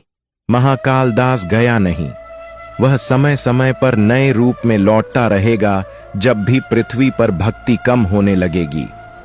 माता पार्वती मुस्कुराईं और बोली, अब समझ में आया स्वामी कि सच्ची भक्ति कभी मरती नहीं, वह केवल नया रूप धारण कर लेती है।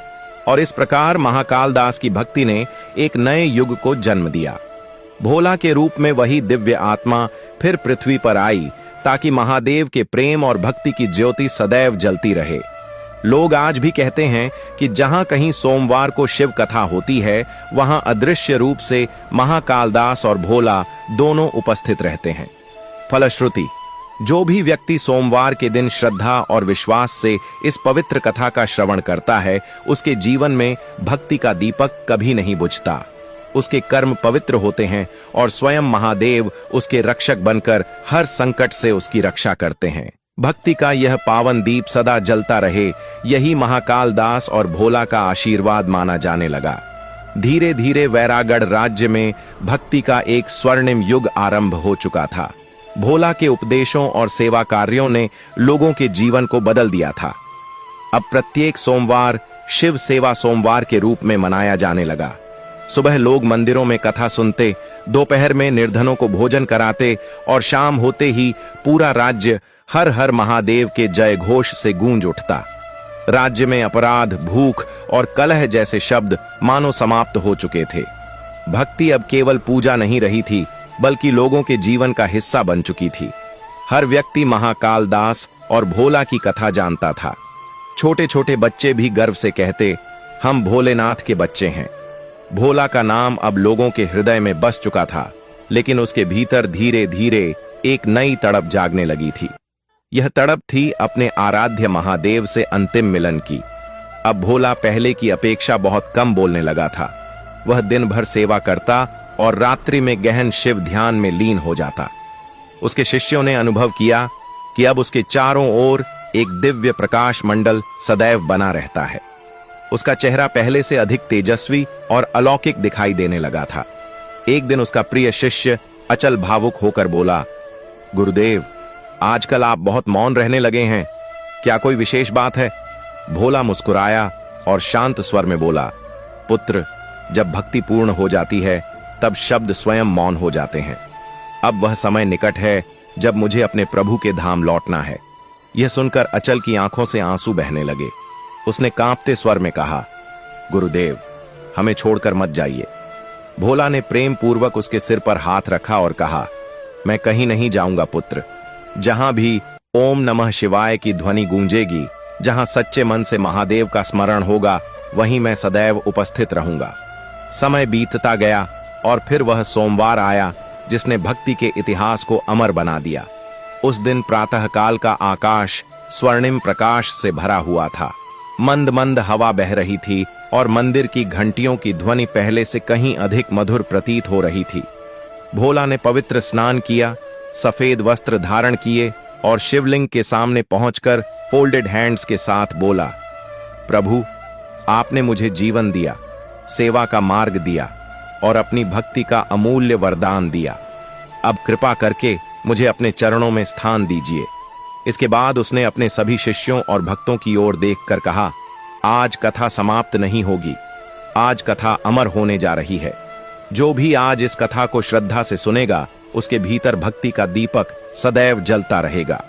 इतना कहकर वह शांत भाव से आसन पर बैठ गया और आंखें बंद कर गहरे ध्यान में लीन हो गया।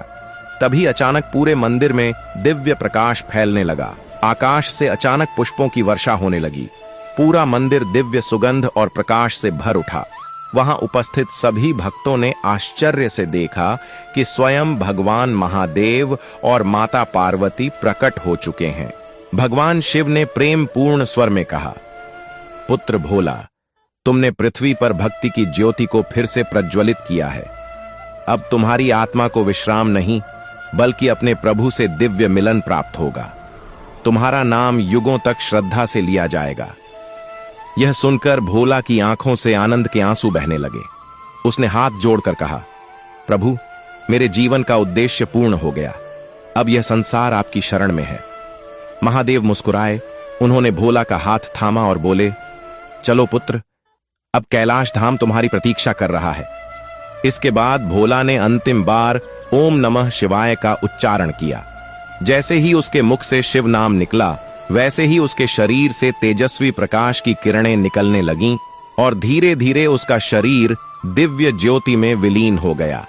सभी भक्तों ने देखा कि मंदिर का शिवलिंग अलौकिक प्रकाश से चमक उठा है और आकाश में घंटियों की मधुर ध्वनि गूंज रही है। उसी समय आकाश में एक सुनहरी प्रकाश रेखा दिखाई दी, जो सीधे हिमालय की दिशा में बढ़ती चली गई। वह भोला की दिव्य आत्मा थी, जो अपने आराध्य महादेव की गोद में लौट रही थी। उधर कैलाश पर्वत पर उस दिन अद्भुत दृश्य दिखाई दे रहा था। देवता, गंधर्व, अर्षि और मुनि सभी वहां एकत्र होकर उस दिव्य आत्मा का स्वागत कर रहे थे। नंदी जी भाव विभोर होकर बोले, प्रभु, यही वह आत्मा है जिसने युगों तक पृथ्वी पर भक्ति की ज्योति जलाए रखी। भगवान शिव मुस्कुराए और बोले, हां नंदी, यह केवल मेरा भक्त नहीं, बल्कि मेरा अंश है। यह अब केवल दास नहीं रहा, बल्कि मेरी भक्ति का स्वरूप बन चुका है। माता पार्वती ने प्रसन्न होकर कहा, आज पृथ्वी पर भक्ति का दीप फिर से अमर हो गया। इसके बाद भगवान शिव ने भोला और महाकाल दास को अपने समीप स्थान दिया और बोले, आज से तुम केवल भक्त नहीं रहे, तुम स्वयं भक्ति के प्रतीक बन चुके हो। जो भी श्रद्धा से तुम्हारी कथा सुनेगा, वह भी मेरे समीप आने का मार्ग प्राप्त करेगा। उसी क्षण कैलाश धाम में एक नया दिव्य लोक प्रकट हुआ, जिसका नाम रखा गया शिव भक्ति लोक।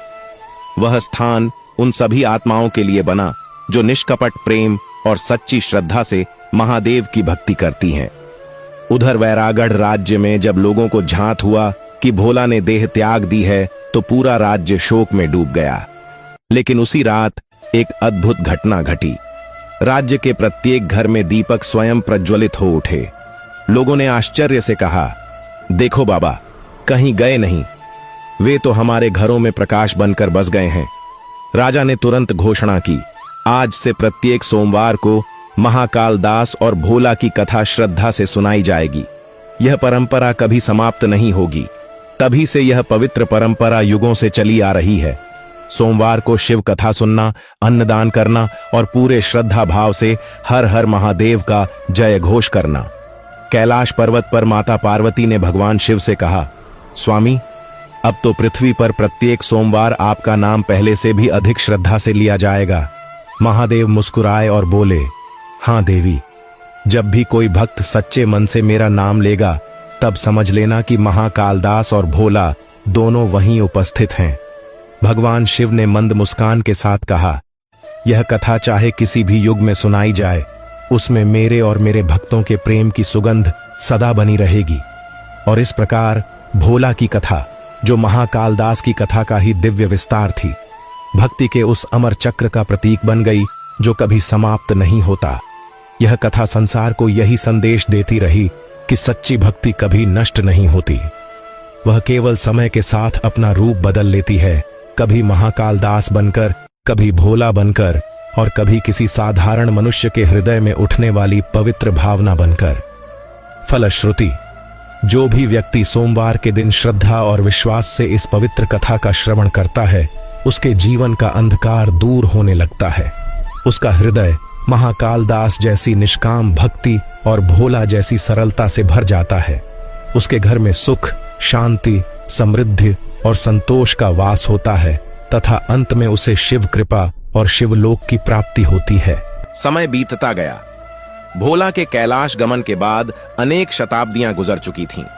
वैरागढ़ राज्य अब इतिहास का हिस्सा बन चुका था, लेकिन शिवदासेश्वर मंदिर आज भी उसी पवित्रता और दिव्यता के साथ खड़ा था। लोग आज भी सोमवार को वहां कथा सुनने आते थे, लेकिन अब भक्ति में पहले जैसी गहराई नहीं रही थी। कथा श्रद्धा से अधिक केवल एक परंपरा बनकर रह गई थी। दान सेवा से अधिक प्रदर्शन बन चुका था और शिव नाम केवल त्योहारों और उत्सवों तक सीमित होता जा रहा था। धीरे धीरे वह दिव्य भक्ति ज्योति, जिसे महाकाल दास और भोला ने अपने प्रेम से प्रज्वलित किया था, मंद पड़ने लगी। समय बदल चुका था। कलयुग का प्रभाव पृथ्वी पर बढ़ने लगा था। उधर कैलाश पर्वत पर भगवान महादेव गहन ध्यान में लीन थे। माता पार्वती ने चिंतित स्वर में कहा, स्वामी देखिए, पृथ्वी पर फिर भक्ति का प्रकाश कम होने लगा है। अब लोग आपके नाम से अधिक अपने अहंकार और प्रसिद्धि की चिंता करने लगे हैं। भगवान शिव ने धीरे से नेत्र खोले और मुस्कुराकर बोले, देवी, यही संसार का नियम है। हर युग में भक्ति की परीक्षा होती है। जब जब भक्ति कमजोर पड़ती है, तब तब मैं किसी न किसी रूप में पृथ्वी पर अवश्य उतरता हूं।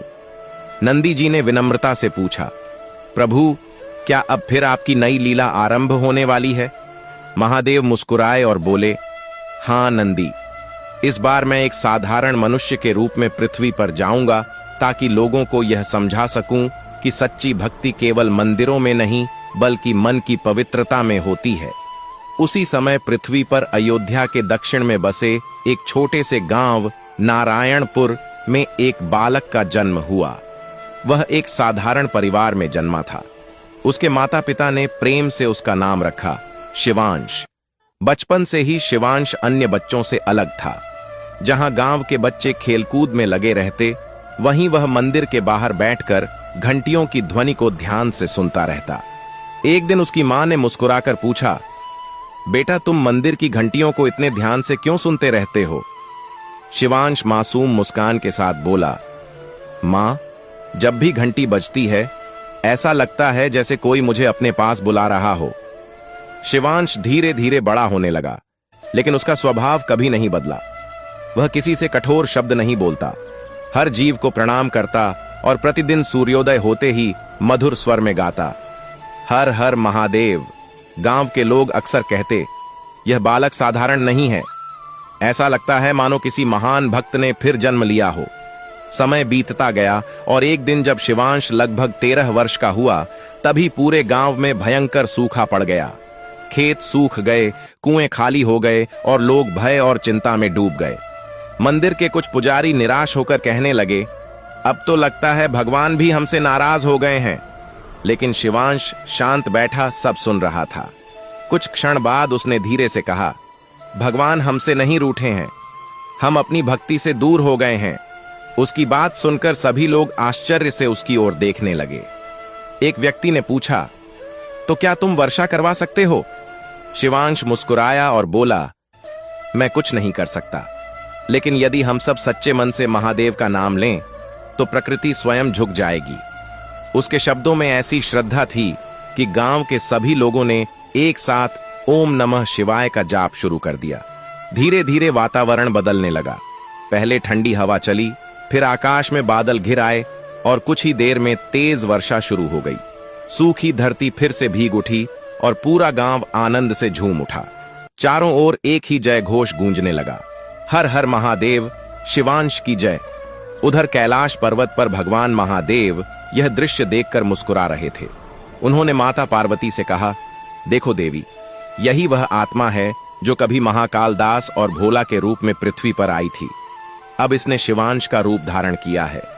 यह मेरी भक्ति की वह धारा है जो युगों को पार करती रहती है। माता पार्वती ने प्रसन्न होकर कहा, स्वामी, यह सचमुच अद्भुत है। भक्ति कभी समाप्त नहीं होती, वह केवल नया रूप लेती रहती है। धीरे धीरे शिवांश की कीर्ति दूर दूर तक फैलने लगी। लोग उसके पास चमत्कार देखने नहीं बल्कि मन की शांति पाने आने लगे। लेकिन शिवांश कभी स्वयं को महान नहीं कहता था। वह केवल इतना कहता, अपने भीतर के शिव को खोजो। जो परमात्मा दूसरों में है वही तुम्हारे भीतर भी है। उसकी बातें सुनकर लोगों की आंखें भर आती। कई कठोर और दुष्ट स्वभाव वाले लोग भी बदलने लगे। धीरे धीरे गांव में अपराध, हिंसा और द्वेष समाप्त होने लगा और लोगों के जीवन में प्रेम और शांति लौट आई। एक दिन राजा का दूत गांव में आया और बोला, बाबा राजा आपको दरबार में बुला रहे हैं। वे जानना चाहते हैं कि आपकी शक्ति का रहस्य क्या है। शिवांश मुस्कुराया और शांत स्वर में बोला, मेरे पास कोई शक्ति नहीं है। मेरी शक्ति तो वह नाम है जो सबको जोड़ता है, अलग नहीं करता। AUM नमः शिवाय। कुछ दिनों बाद शिवांश राज दरबार पहुंचा। राजा ने जब उसके तेजस्वी चेहरे और विनम्र स्वभाव को देखा तो वह तुरंत प्रभावित हो गया। लेकिन दरबार के कुछ विद्वान पंडित और मंत्री उससे ईर्ष्या करने लगे। वे आपस में कहने लगे, यह बालक कोई साधारण भक्त नहीं, अवश्य कोई जादूगर है। दरबार के कुछ ईर्ष्यालु पंडित राजा से बोले, महाराज, यह बालक भक्ति के नाम पर लोगों को भ्रमित कर रहा है। इसके चमत्कार केवल छल हो सकते हैं। राजा कुछ क्षणों के लिए उलझन में पड़ गया। फिर उसने शिवांश की ओर देखकर कहा, यदि तुम्हारी भक्ति सच्ची है तो इस शिवलिंग से जल प्रवाहित करके दिखाओ। पूरा दरबार शांत हो गया। सभी की निगाहें शिवांश पर टिक गईं। शिवांश मुस्कुराया। वह धीरे धीरे शिवलिंग के समीप गया, प्रेम से उसे स्पर्श किया और आंखें बंद करके बोला, हे भोलेनाथ, यह कोई प्रदर्शन नहीं बल्कि आपके सम्मान का प्रश्न है। यदि आपकी इच्छा हो तो इस पत्थर में भी जीवन जाग सकता है। कुछ क्षणों तक पूरा वातावरण मौन रहा। फिर अचानक शिवलिंग से शीतल जलधारा बहने लगी। निर्मल जल पूरे मंदिर में फैल गया। वहां उपस्थित सभी लोग आश्चर्य से भर उठे। राजा की आंखों से आंसू बहने लगे। उसने श्रद्धा से हाथ जोड़कर कहा, यह किसी मनुष्य की शक्ति नहीं हो सकती, यह स्वयं महादेव की इच्छा है। यह बालक साधारण नहीं, शिव कृपा का अंश है। उस दिन के बाद पूरे राज्य में फिर से भक्ति का नया जागरण शुरू हो गया। सोमवार का दिन पहले से भी अधिक पवित्र माना जाने लगा। हर गांव में दीपक जलाए जाने लगे, शिव कथा होने लगी और बच्चे फिर से आनंद से हर हर महादेव का जय घोष करने लगे। शिवांश अब भक्ति का नया दीपक बन चुका था, लेकिन वह लोगों को हमेशा यही समझाता, भक्ति का अर्थ केवल मंदिर में दीप जलाना नहीं बल्कि किसी के जीवन में प्रकाश भरना है। उधर कैलाश पर्वत पर उस दिन उत्सव जैसा वातावरण था। गंधर्व मधुर गीत गा रहे थे, देवता पुष्प वर्षा कर रहे थे और पूरा कैलाश शिव नाम से गूंज रहा था। नंदी जी भाव विभोर होकर बोले, प्रभु, आपकी भक्ति 3 रूपों में पृथ्वी पर अवतरित हुई, महाकाल दास, भोला और अब शिवांश।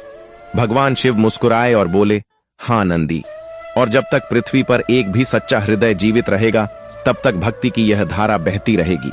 मेरे सच्चे भक्त कभी समाप्त नहीं होते, वे समय और मृत्यु से परे हो जाते हैं।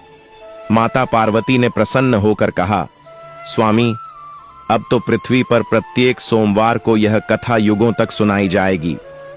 महादेव मुस्कुराए और बोले, और हर उस कथा में मैं स्वयं अदृश्य रूप से उपस्थित रहूंगा। इस प्रकार भक्ति का यह अमर चक्र फिर एक बार पूर्ण हुआ। महाकाल दास की आत्मा ने अलग अलग रूपों में पृथ्वी पर आकर मानवता को यही सिखाया कि सच्ची भक्ति किसी धर्म, काल या शरीर की सीमाओं में नहीं बंधती। भक्ति केवल प्रेम है। जहां प्रेम है वहां शिव हैं, जहां करुणा है वहां महाकाल दास हैं, और जहां AUM नमः शिवाय की ध्वनि गूंजती है वहां स्वयं महादेव का निवास होता है। फलश्रुति, जो भी व्यक्ति सोमवार के दिन श्रद्धा और विश्वास से इस पवित्र कथा का श्रवण करता है, उसके भीतर भक्ति का पुनर्जन्म होता है। वह अपने जीवन के अंधकार में स्वयं प्रकाश बन जाता है। उसके कर्म पवित्र होते हैं और अंत समय में उसे शिवलोक की प्राप्ति होती है। महादेव कहते हैं, भक्ति का बीज कभी नष्ट नहीं होता, वह केवल समय आने पर फिर से अंकुरित हो उठता है। समय बीतता गया और अब शिवांश वृद्ध हो चुका था। उसकी दाढ़ी सफेद हो गई थी, चेहरा दिव्य तेज से दमकता था और उसकी आंखों में असीम करुणा दिखाई देती थी। वह किसी आश्रम या राज्य का स्वामी नहीं था, बल्कि लोगों के हृदयों का संत बन चुका था। उसके शिष्यों ने दूर दूर तक भक्ति का संदेश फैलाया। प्रत्येक सोमवार कथा होती, सेवा की जाती और हर हर महादेव का पवित्र नाद वातावरण में गूंजता।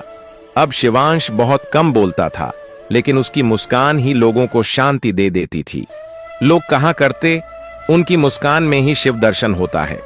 राजा, व्यापारी, किसान और साधारण लोग सभी उसके दर्शन के लिए आते, लेकिन शिवांश हमेशा मुस्कुराकर कहता, मुझे मत देखो, अपने भीतर बसे शिव को देखो, मैं तो केवल तुम्हारे विश्वास का दर्पण हूं। कैलाश पर्वत पर उस समय माता पार्वती ने भगवान महादेव से कहा, स्वामी, आपकी यह दिव्य लीला अब अपने अंतिम चरण में पहुंच चुकी है। आपका भक्त अब परम अवस्था को प्राप्त कर चुका है। भगवान शिव ने धीरे से नेत्र बंद किए। उनकी जटाओं से दिव्य प्रकाश निकलने लगा। फिर उन्होंने शांत स्वर में कहा, हां देवी, अब समय आ गया है कि मैं स्वयं पृथ्वी पर जाकर अपने भक्त को अपने धाम में बुलाऊं, क्योंकि कथा तब तक पूर्ण नहीं होती जब तक भगवान और भक्त एक ना हो जाएं। उधर पृथ्वी पर एक दिन शिवांश नदी के किनारे ध्यान मग्न बैठे थे। संध्या का समय था। डूबते सूर्य की सुनहरी किरणें जल पर पड़ रही थीं और मंद शीतल पवन बह रही थी। उनके शिष्य चारों ओर बैठकर एयुएम नमः शिवाय का जाप कर रहे थे। शिवांश के चेहरे पर हल्की मुस्कान थी और धीरे धीरे उनका पूरा शरीर दिव्य प्रकाश से घिरने लगा। उनकी सांसें शांत और मंद होती जा रही थीं, लेकिन उनके चेहरे पर अद्भुत शांति और तेज झलक रहा था। शिष्य घबराकर बोले, गुरुदेव, क्या आप हमें छोड़कर जा रहे हैं? शिवांश ने धीरे से नेत्र खोले और मुस्कुराकर कहा, नहीं पुत्र, मैं कहीं नहीं जा रहा। अब मेरा शिव मुझ में प्रकट होने वाला है, और जब भक्त और भगवान एक हो जाते हैं, तब जाने और आने का कोई अर्थ नहीं रह जाता। उसी क्षण अचानक आकाश में तेज गर्जना हुई। धरती पर हल्की कंपन महसूस होने लगी। वातावरण पूरी तरह शांत हो गया। शिष्य आश्चर्य से चारों ओर देखने लगे। तभी आकाश से एक विशाल दिव्य प्रकाश स्तंभ पृथ्वी की ओर उतरा। उस प्रकाश के मध्य स्वयं भगवान महादेव प्रकट हुए। उनकी जटाओं में मां गंगा विराजमान थीं, गले में नागमाला थी, नेत्रों में अपार करुणा थी और उनके साथ माता पार्वती तथा नंदी देव भी उपस्थित थे। भगवान शिव ने प्रेम पूर्वक कहा, पुत्र शिवांश, तुमने अनेक युगों तक पृथ्वी पर भक्ति की ज्योति जलाए रखी। तुम्हारा शरीर अब थक चुका है, लेकिन तुम्हारी आत्मा शाश्वत है। अब समय आ गया है कि तुम कैलाश धाम चलकर स्थायी विश्राम प्राप्त करो। यह सुनकर शिवांश भाव विभोर होकर भूमि पर झुक गए। उनकी आंखों से आंसू बहने लगे। उन्होंने कांपते स्वर में कहा, प्रभु, मैंने जो कुछ भी किया वह केवल आपकी कृपा से संभव हुआ। यह शरीर एक दिन मिट जाएगा, लेकिन मेरी भक्ति सदैव जीवित रहेगी। भगवान शिव मुस्कुराए और बोले, पुत्र, भक्ति कभी समाप्त नहीं होती, वह केवल नया रूप धारण करती है। और जब भी कोई भक्त एयुएम नमः शिवाय का उच्चारण करेगा, तब तुम्हारा नाम भी उसी ध्वनि में गूंजेगा। इसके बाद भगवान शिव ने अपने त्रिशूल को आकाश की ओर उठाया। उसी क्षण दिव्य संगीत गूंजने लगा। गंधर्व मधुर स्वर में गाने लगे, जय जय शिव शंकर, जय जय भक्तेश्वर। धीरे धीरे शिवांश का शरीर दिव्य प्रकाश में परिवर्तित होने लगा। उसका तेज ऊपर उठकर आकाश में फैल गया। लोगों ने आश्चर्य से देखा कि आकाश में दो दिव्य प्रकाश एक दूसरे से मिल रहे हैं, एक भगवान महादेव का और दूसरा शिवांश का। कुछ ही क्षणों में दोनों ज्योतियां एक हो गईं। उसी समय आकाश से पुष्प वृष्टि होने लगी। नदी की लहरें मानो शिव नाम गाने लगीं और पूरे वातावरण में ओम की दिव्य ध्वनि गूंज उठी। उधर कैलाश पर्वत पर उस दिन दिव्य उत्सव मनाया जा रहा था। देवता, आर्षि, गंधर्व और सिद्धजन आनंद में नृत्य कर रहे थे। नंदी जी श्रद्धा से झुककर बोले, प्रभु, आपका प्रिय भक्त अब आपके समीप पहुंच चुका है। भगवान शिव मुस्कुराए और बोले, हां नंदी, अब यह कथा पूर्ण हुई। भक्ति का आरंभ पृथ्वी से हुआ था, लेकिन उसका अंत मेरे हृदय में हुआ है। उसके बाद शिवांश कैलाश धाम के एक दिव्य प्रकाशमय लोक में निवास करने लगे। वह स्थान उन आत्माओं का लोक था जिन्होंने सच्चे प्रेम और निष्कपट भाव से महादेव की भक्ति की थी। वहां से शिवांश पृथ्वी की ओर निहारते और प्रेम पूर्वक कहते, भक्ति को कभी मत भूलो। जब तक तुम्हें स्वयं शिव के दर्शन ना हो, तब तक हर जीव में शिव को देखने का प्रयास करो। समय बीतता गया, लेकिन शिवांश की कथा और उनकी भक्ति सदैव जीवित रही। उनके शिष्यों ने शिव भक्ति परंपरा को दूर दूर तक फैलाया। धीरे धीरे हर गांव, हर नगर और हर मंदिर में सोमवार के दिन शिव कथा सुनाई जाने लगी। लोग अब केवल पूजा नहीं करते थे, बल्कि एक दूसरे की सहायता भी करने लगे। दुखी को सांत्वना देना, भूखों को भोजन कराना और जरूरतमंदों का सहारा बनना ही सच्ची भक्ति माना जाने लगा। कहा जाता है कि जहां भी श्रद्धा और विश्वास के साथ महादेव और उनके भक्तों की कथा सुनाई जाती है, वहां कोई ना कोई दिव्य परिवर्तन अवश्य होता है।